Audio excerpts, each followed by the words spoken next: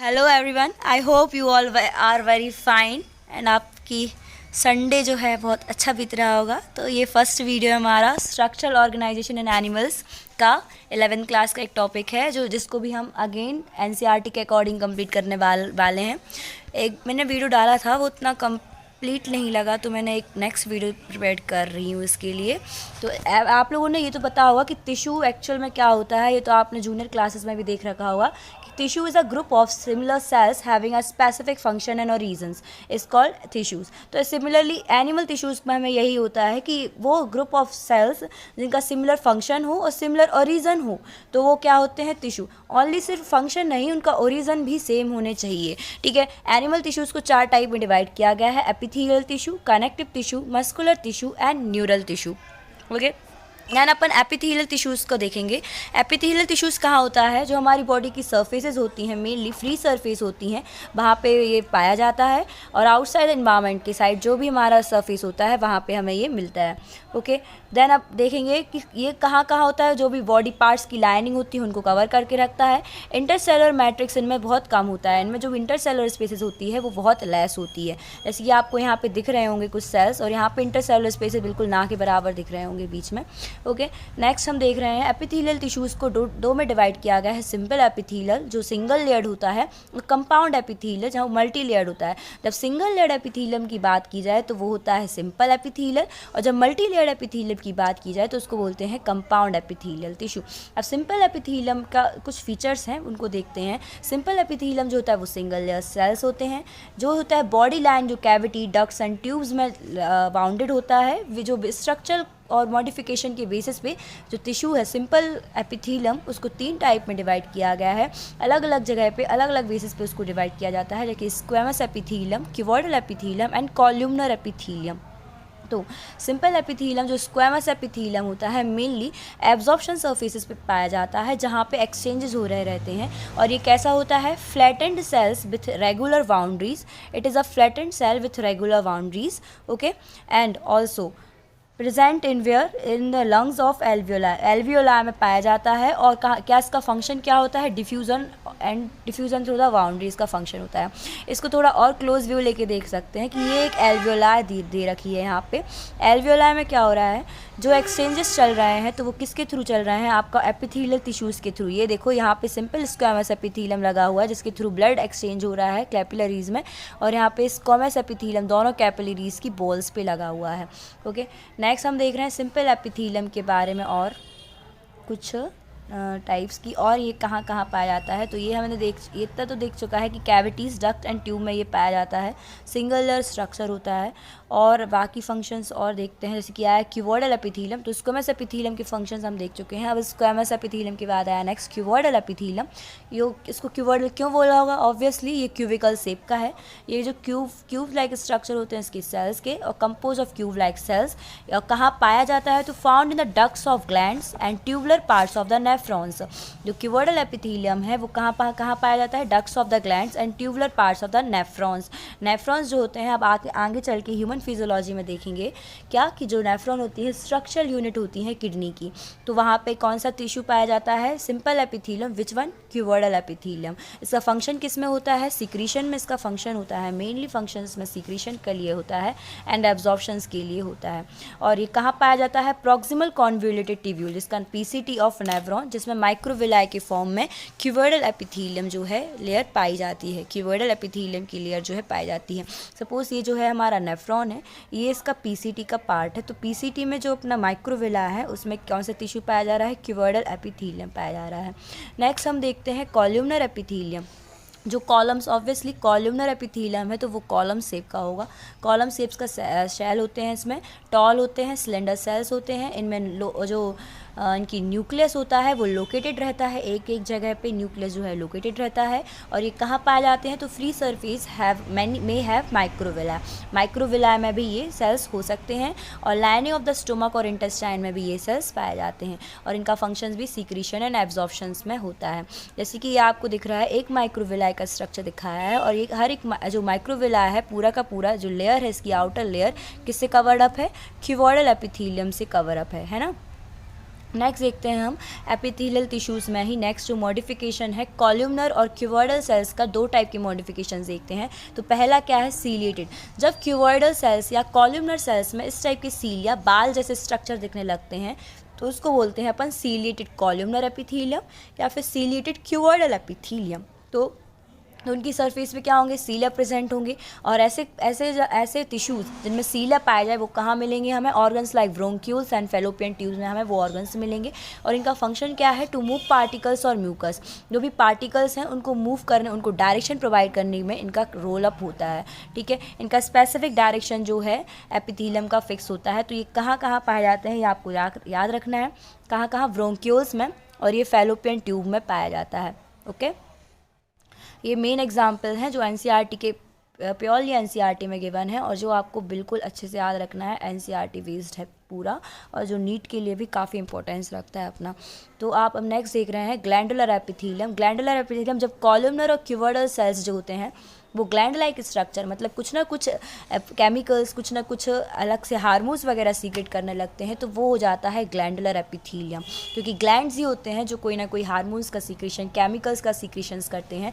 तो वो जो क्यूबॉइडल और कॉलमनर हैं वो मॉडिफिकेशन हो जाते हैं फाइनली ग्लैंडुलर एपिथेलियम में। तो पहला सेल्स होता है वो यूनिसेलुलर भी हो सकते हैं, है ना, और मल्टी सेलुलर भी हो सकते हैं। तो यूनिसेलुलर का एग्जाम्पल होता है goblet cells of alimentary canal. Alimentary canal में एक म्यूकस सीक्रेटिंग सेल्स होता है जिसको हम नाम देते हैं goblet cells. Okay, then multicellular structure होता है वो सैलिवरी ग्लैंड होते हैं। सैलिवरी ग्लैंड तो आप समझते होंगे, जो सलाइवा सीक्रेट करने वाले ग्लैंड होते हैं वो मल्टी सेलुलर ग्लैंडुलर एपिथेलियम्स के बने हुए होते हैं। तो आपको इतना तो समझ में आ रहा होगा, कहीं की भी जो लाइनिंग है वहाँ पे एपिथेलियल टिश्यूज़ पाए जाते हैं। लाइनिंग्स पे जहाँ पे भी एक्सचेंज हो रहा है कोई भी मटेरियल्स का या सिक्रीशन हो रहा है वहाँ पे एपिथेलियम पाया जा रहा है। बस डिपेंड करता है क्यूबॉइडल पाया जा रहा है या सीलिएटेड कॉलमनर एपिथेलियम पाया जा रहा है। अब कुछ और मॉडिफिकेशंस दिए हैं क्यूबॉइडल के, तो कॉलमनर और क्यूबॉइडल के क्या है, ग्लैंडुलर में suppose exocrine glands and like endocrine glands. तो एक्सोक्राइन ग्लैंड जो होते हैं वो अपनी डक्ट्स के थ्रू उनका सीक्रेशन डालते हैं, उनमें पर्टिकुलर ट्यूब्स होते हैं उसके थ्रू अपना सीक्रेशन डालते हैं। और जो एंडोक्राइन ग्लैंड्स होते हैं वो डक्टलेस ग्लैंड्स होते हैं, उनमें डक्ट्स नहीं होती हैं, डायरेक्ट अपना सीक्रेशन जो है ब्लड में ही पोर अप करते हैं। तो ये होते हैं एक तरीके का, यहाँ पे भी क्या मिल रहा है हमें, ग्लैंडुलर एपिथेलियम मिल रहा है as a glands. Okay, exocrine glands में भी और एंडोक्राइन ग्लैंड्स में भी। देन हम देख रहे हैं कंपाउंड एपिथेलियम। तो कंपाउंड एपिथेलियम आपको पता है कि जब एपिथेलियम की सिंगल लेयर के अलावा मल्टी लेयर्ड स्ट्रक्चर एपिथेलियम मिलने लगे तो उस एपिथेलियम को अपन क्या बोलते हैं, कंपाउंड एपिथेलियम बोलते हैं। तो कंपोज ऑफ मल्टी लेयर्स है, limited role in secretion and absorption. Secretion and absorption में उतना ज़्यादा रोल नहीं रहता है लेकिन लिमिटेड रहता है। They cover the dry surface of the skin, जो भी हमारी स्किन की ड्राई सर्फेस है, मॉइस्ट सर्फेस है जो हमारी बकल कैविटी की, फेरिंग्स, ये सब पार्ट हम डाइजेशन के पार्ट हैं। ये हम ह्यूमन फिजियोलॉजी में देखेंगे कि वकल कैविटी क्या है। वकल मतलब जो हमारा माउथ है उसकी जो मॉइस्ट सर्फेस होती है वहाँ पे क्या होता है, कंपाउंड एपिथेलियम पाया जाता है। और जो डक्ट्स हैं, सैलिवरी ग्लैंड मतलब जहाँ पे सलाइवा बनता है, उन ग्लैंड्स में भी कंपाउंड एपिथेलियम मिलेगा। एंड पैंक्रेटिक डक्ट्स में भी कंपाउंड एपिथेलियम की लाइनिंग्स आपको देखने मिलेंगी। इनका मेन फंक्शनल रोल क्या होता है, protection against chemical and mechanical stress, कि कोई भी यदि केमिकल और मैकेनिकल अटैक्स हो रहे हैं तो उससे अपना प्रोटेक्शन करना होता है इनका मेन रोल।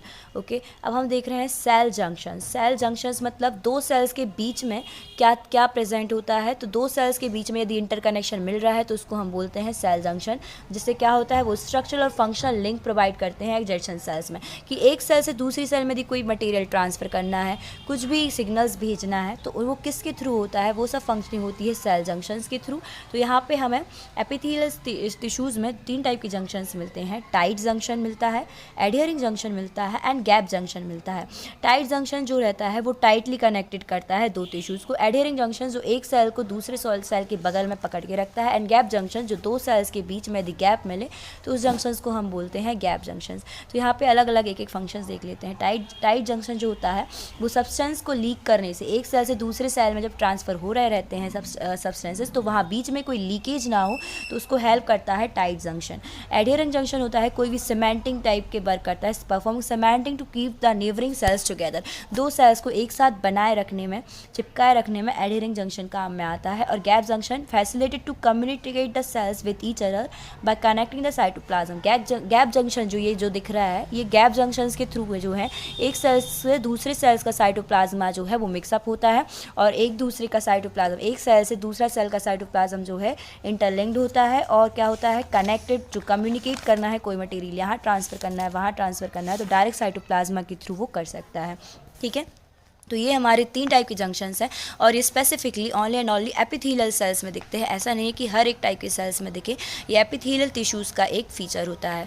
अब नेक्स्ट हम देख रहे हैं कनेक्टिव टिश्यू। एपिथेलियल टिश्यू जो है हमारा ओवर हो चुका है, अब नेक्स्ट टिश्यू जो है हमारा कनेक्टिव टिश्यू रहेगा। तो कनेक्टिव टिश्यूज़ जो है वो कहाँ पर होता है, mainly links and supports other tissues and organs. Mean इसका रोल क्या होता है कनेक्टिव टिश्यूज़ का, अदर सरफेस जो होते हैं टिश्यूज़ के, ऑर्गन्स के, उनको लिंक्ड करना, उनको सपोर्ट करना होता है कनेक्टिव टिश्यू का काम। उन कनेक्ट करके रखना, एक कनेक्टिविटी बना के रखना।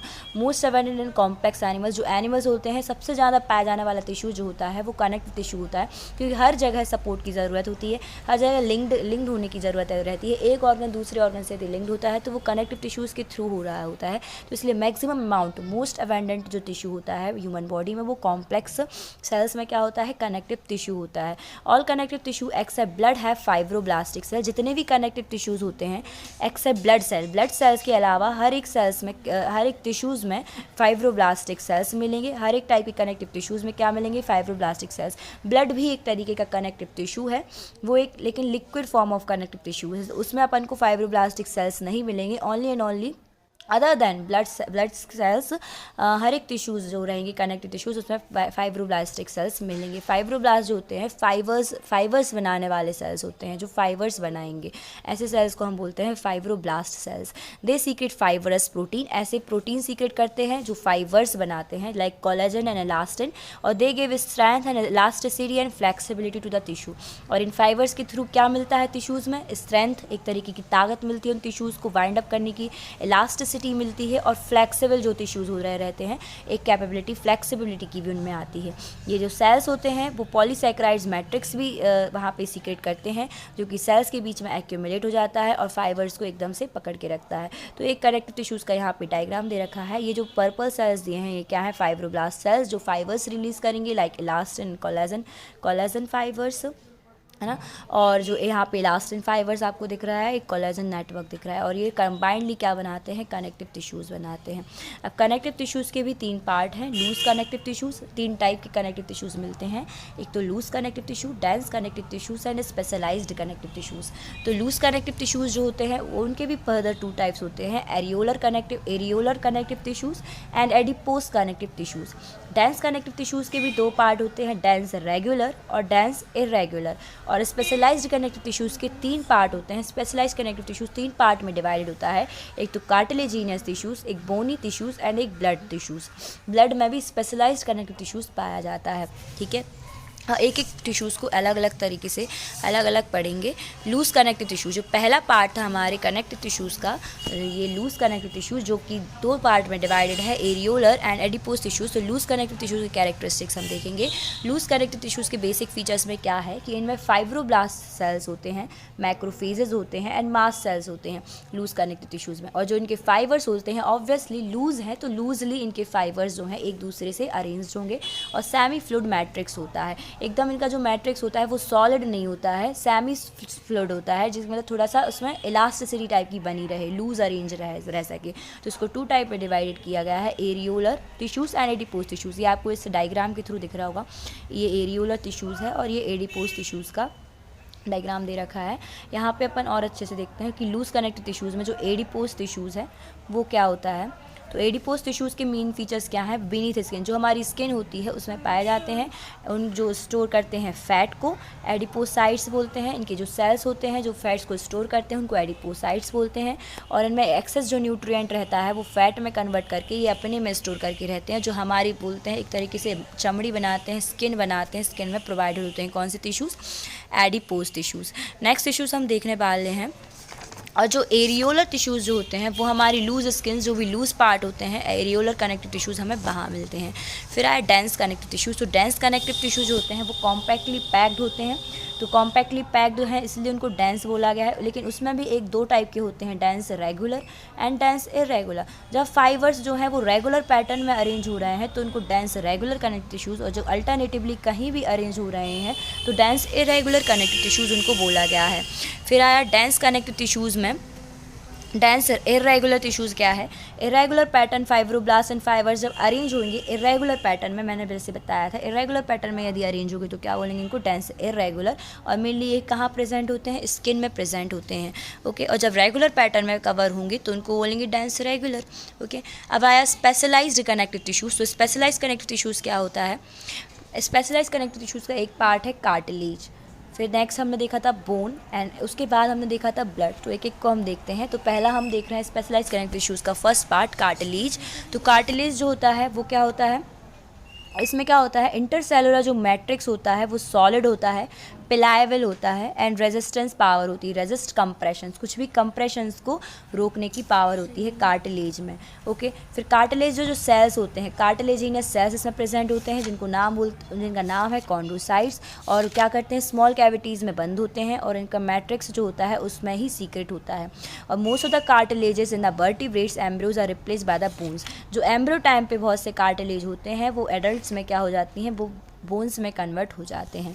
Okay, cartilage is present in the tip of nose. कहाँ कहाँ प्रेजेंट होते हैं कार्टिलेज? तो tip of the nose, years, outer years and joints and vertebral columns and limbs and hands. Limbs means पैर, और हैंड्स में ये कार्टिलेजिनस टिश्यूज़ जो हैं मिलते हैं। कार्टिलेजिनस टिश्यूज़ का इस टाइप का ये स्ट्रक्चर बनता है। इनमें कोलेजन फाइबर्स दिखते हैं, और ये टाइप के सेल्स को क्या बोल रहे हैं? कार्टिलेज सेल्स, या फिर बोल सकते हैं कॉन्ड्रोसाइट्स। कॉन्ड्रोसाइट्स उन सेल्स को बोलते हैं जो कार्टिलेज को सीक्रेट करेंगे, जो सेल्स, उनको कार्टिलेजिनस सेल्स बोलेंगे। अब हम नेक्स्ट देख रहे हैं bone. Next specialised connective tissues जो है वो है बोन। तो बोन क्या है? Structural frame of the body. ये तो हम लोग को देख के समझ में आ रहा होगा, ये हमारा क्या? स्केलेटन है। तो स्केलेटन जो बनता है बोन्स से बनता है, यही पता होगा। तो ये भी किस, जो बोन्स बनी है वो कैसे बनी है? स्पेशलाइज्ड कनेक्टिव टिश्यू से बनी हुई होती हैं, जो स्ट्रक्चरल फ्रेम प्रोवाइड करती हैं, बॉडी को सपोर्ट प्रोवाइड करती हैं, और प्रोटेक्ट करती हैं। जो सॉफ्टवेयर टिश्यूज़ और ऑर्गन्स हैं उनको प्रोटेक्ट करने का काम करती हैं। लिम्ब बोन्स जो होती हैं उनमें वेट बियरिंग फंक्शंस होते हैं। लिम्स बोन जो पैर की जो बोन्स होती हैं उनमें वेट, इतना पूरा शरीर का वेट को बियर करने की कैपेसिटी होती है, और ये लोकोमोशन और मूवमेंट में भी ये बोन्स जो है पार्टिसिपेट करती हैं। और जो ब्लड सेल्स होते हैं वो प्रोड्यूस होते हैं बोन मैरो से। जो बोन मैरो, सपोज ये रहा हमारा बोन, इनके अंदर की जो कैविटी होती है उनको बोलते हैं मैरो कैविटी, और इनके अंदर ही पाया जाता है हमारा बोन मैरो। ओके, तो बोन मैरो जो मिलता है वो हमें किससे मिलता है? वो ब्लड सेल्स, यहाँ पे जो रहते हैं रेड बोन मैरो वगैरह, ये ब्लड सेल्स जो होते हैं वो प्रोड्यूस करते हैं bone marrow in the bones.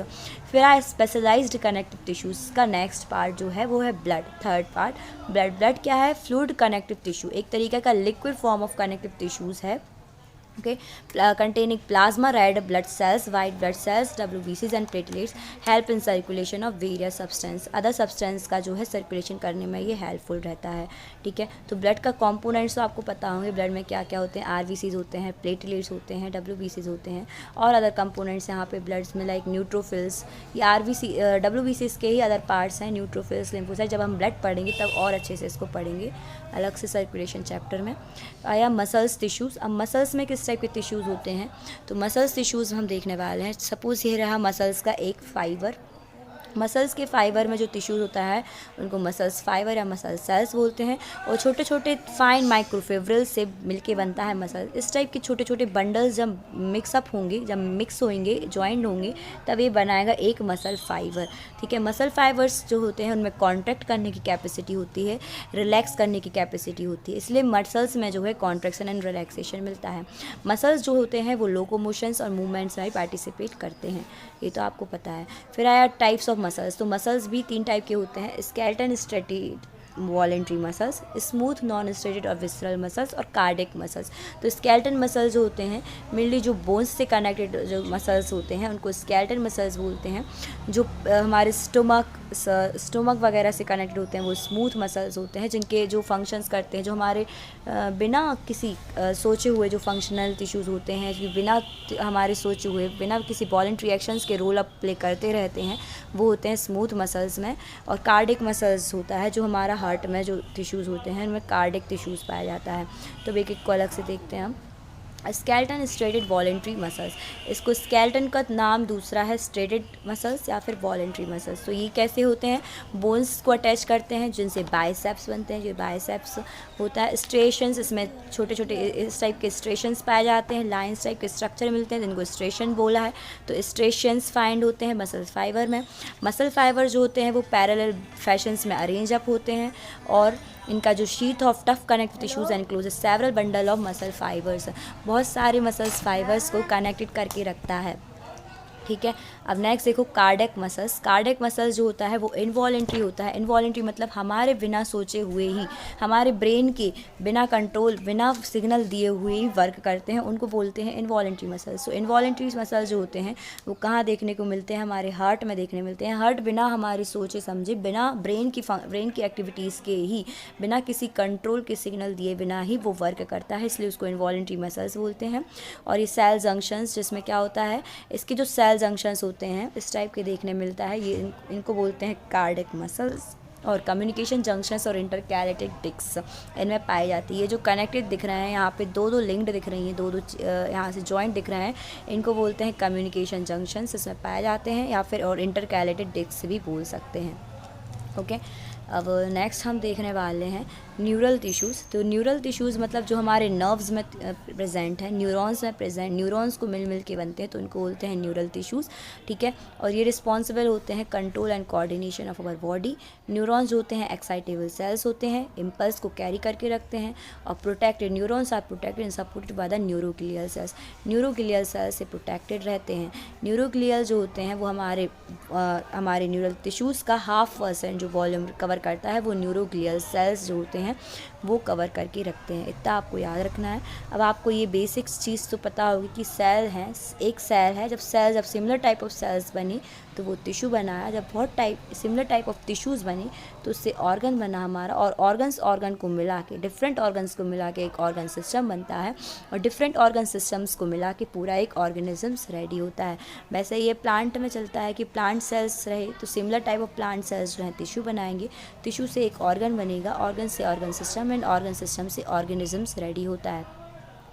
एक नॉर्मल साइकिल दी रखी है यहाँ पे। तो ये हमारा नॉर्मल जो टिश्यूज़ हैं ह्यूमंस के ऑलमोस्ट ख़त्म हो चुके हैं। तो thanks for watching, bye, see you soon in the next video. I hope you all understand very well.